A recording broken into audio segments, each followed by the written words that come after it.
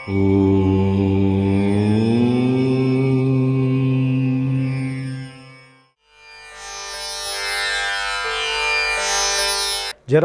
விநாசாய தேகசுத்திகராய தயாமூர்த்தே தத்தாத்ரேய நமோஸ்துதே. அன்பான யூடியூப் நேயர்களுக்கு என்னுடைய பணிவான வணக்கத்தை தெரிவித்துக் கொள்கிறேன். சித்திரை மாத கிரகநிலைகள் ஆய்வு செய்யும்போது இப்போ நாம் கன்னிராசி அன்பர்களுக்கு எத்தகையான மகத்தான நன்மைகள் இந்த சித்திரை மாத ராசி பலன்கள் இருக்கிறது என்று பார்ப்போம். கன்னிராசி அன்பர்களுக்கு ஒரு மிகுந்த யோக நிலை தரக்கூடிய காலகட்டமாக நாம் இந்த சித்திரை மாதத்தினுடைய கிரக நிலைகளை சொல்லலாம்.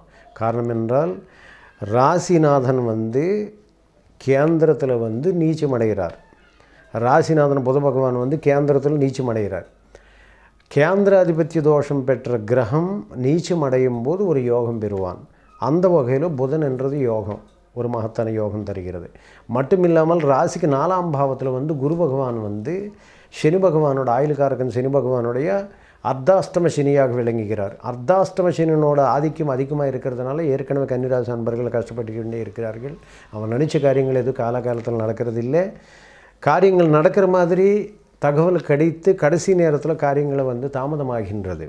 அந்த வகையில் பார்க்கும்போது அர்த்தாஷ்டம கேது அர்த்தாஷ்டம சனி அதாவது ராசிக்கு 4ஆம் பாவத்தில் அர்த்தாஷ்டம சனி இருக்கிறது, கேத்து இருக்கிறது. ஆனால் அதே நேரத்தில் விசுத்த தன்மை கொண்ட குரு பகவான் அவருடைய சொந்த வீட்டில் ஆட்சி அமர்ந்து கொண்டு இருக்கிறது காரணத்தினால் இந்த தீய பலன்கள் கேத்துக்கு ஆகட்டும் சனி பகவானுக்கு ஆகட்டும் வீரியம் குறைந்து விடுகிறது.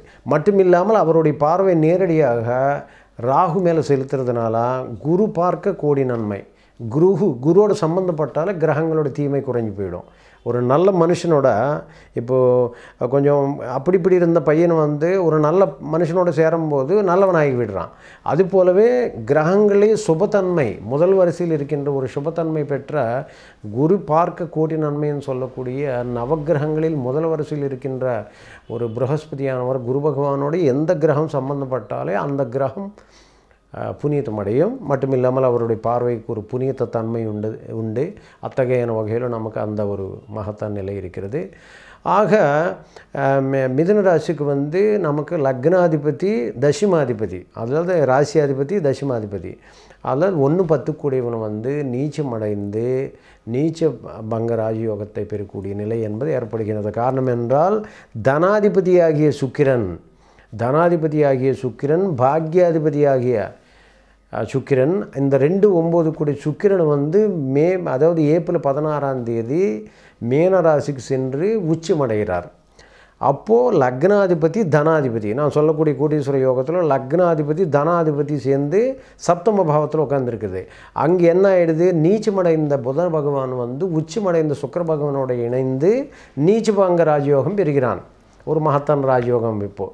ஆக பாக்யாதிபதி எப்போ உச்சம் பெறுகிறானோ பாக்கியம் உச்சத்தில் என்றால் அல்ல பணம் வந்துக்கிட்டே இருக்கும். அந்தளவுக்கு ஒரு மகத்தான பாக்கியத்தை தரக்கூடிய நிலை என்பது கன்னிராசி அன்பர்களுக்கு இந்த காலகட்டத்தில் இருக்கிறது. மட்டுமில்லாமல் புத பகவான் ஏப்ரல் 25ஆம் தேதி அவர் புத பகவான் மேஷத்துக்கு வருகிறார். மே 11ஆம் தேதி செவ்வாய் அதாவது புத பகவான் ரிஷபத்துக்கு வருகிறார். அந்த காலகட்டத்தில் புதாதித்ய யோகம் பெறுகிறான். புதாதித்ய யோகம் பெறும்போது கல்வி சம்பந்தமான வகையில் மகத்தான நன்மைகளை பெறுவான். அந்த காலகட்டத்தில் வெளிநாட்டு படிப்புகளுக்காக முயற்சி செய்கிறவங்க உடனடியாக வெளிநாட்டுக்கு செல்வார்கள். ஒவ்வொரு இடத்துல குரு பகவானுடைய பார்வை இருக்கிறதுனால அவங்களுக்கு தெய்வ பலம் கூட இருக்கிற மாதிரி நின்று காரியங்களை வெற்றி பெற முடியும். ரெண்டாவது தனாதிபதி ஏன்னா ஏற்கனவே புதனாக இருக்கிறதுனால மேற்கொண்டு ஹையர் எஜுகேஷன்ஸ் PhD மேற்கொண்டு ஹையர் எஜுகேஷன் என்னென்ன PG படிக்கக்கூடிய முதுகலை படிக்கக்கூடியவங்களுக்கு ஒரு நல்ல நிலை உண்டாகும். ஏன்னா கல்விக்காரக்கு நல்லையா புதன் இப்போ சூரிய பகவானோடு சேர்ந்துருக்கிற மேலும் படிச்சுக்கிட்டே இருப்பாங்க. டாக்டரேட்ஸ் நீங்கள் பார்த்தீங்கன்னா சயின்டிஸ்ட்னு பார்த்தீங்கன்னா பிகாஸ் அவங்களுடைய ஜாதகத்தில் முக்கால்வாசி சூரிய பகவான் இணைக்கப்பட்டிருக்கும். ஒன்று மேஷத்தில் இருக்கும், இல்லை விருச்சிகத்தில் இருக்கும், இந்த மாதிரி இல்லை கன்னியில் இருக்கும். அந்த மாதிரி இருக்கும்போது பத்ரயோகம் போன்ற பிரபல யோகங்களை பெற்று மகத்தான யோக நிலைக்கு செல்வார்கள். ஆக இப்போ மிதுன ராசி 7ஆம் தேதி மே 7ஆம் தேதி மிதுன ராசி அதாவது மிதுனத்தில் செவ்வாய் வருகிறார். அந்த மிதுனத்தில் செவ்வாய் வரும்போது மறுபடியும் செவ்வாய் குரு பார்வையில் விழுகிறது. அவன் செவ்வாய் குரு பார்வையிலிருந்து பூமி சம்பந்த குருமங்கள யோகம் ஏற்படுகிறது. ஆக லக்னத்துக்கு பாவியாக இருக்கின்றவர் தசமத்தில் செவ்வாய் வருது என்பது புது ஒப்பந்தங்கள் சேரும். புது புது ஒப்பந்தங்கள், புதிய டீலர்ஷிப்ஸ் தேர்ந்து வரக்கூடியது. பர்டிகுலர்லி செவ்வாய் வந்து பிளானட் ஆஃப் இன்ஜினியரிங்.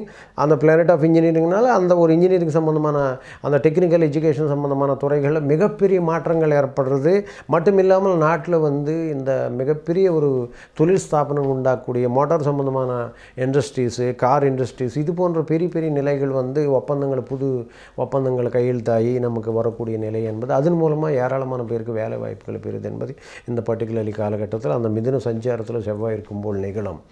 ஆக மிதுன ராசி நண்பர்களுக்கு உடல் ரீதியான தொந்தரவுகள், ஏன்னா காரணம் ஏற்கனவே அர்த்தாஷ்டம சனி இருக்குது, அர்த்தாஷ்டம கேத்து இருக்கிறது. ஸோ 2 கிரகங்கள் வந்து 4ஆம் பாவத்தில் சுகக்கேடு சுகஸ்தானத்தில் இருக்கிறதுனால இந்த வகையில் வரும்போது அங்கே பகவான் மறுபடியும் குரு பகவான் வந்து கேந்திராதிபதி தோஷம் பெறுகிறார்.